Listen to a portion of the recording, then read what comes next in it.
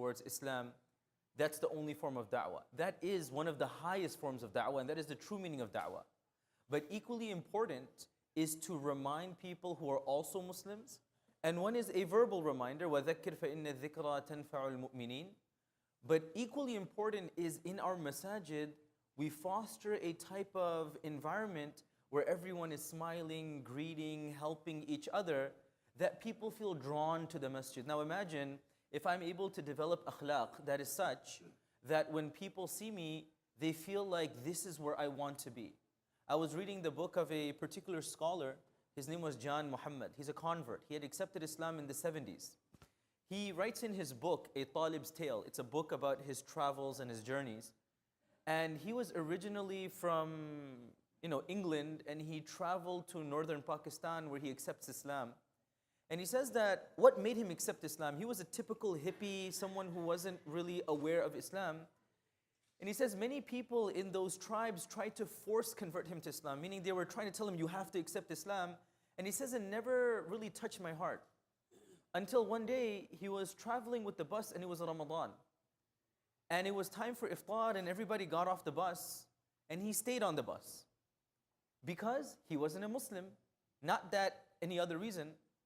One of the persons who was sitting outside noticed that Jan Muhammad, he didn't come out.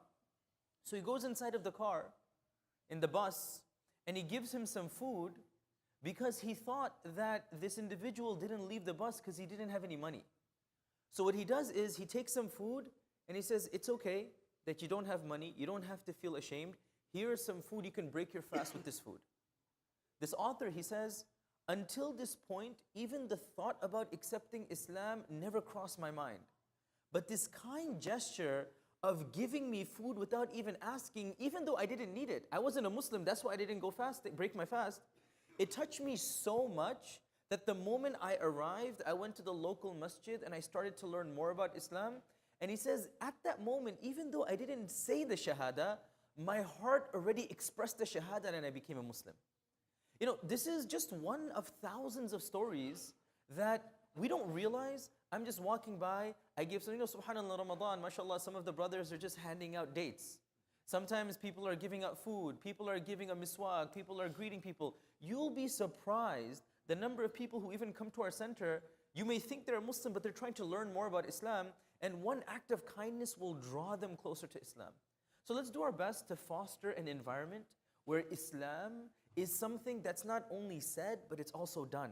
It's not only something forced, but it's something warmly welcomed.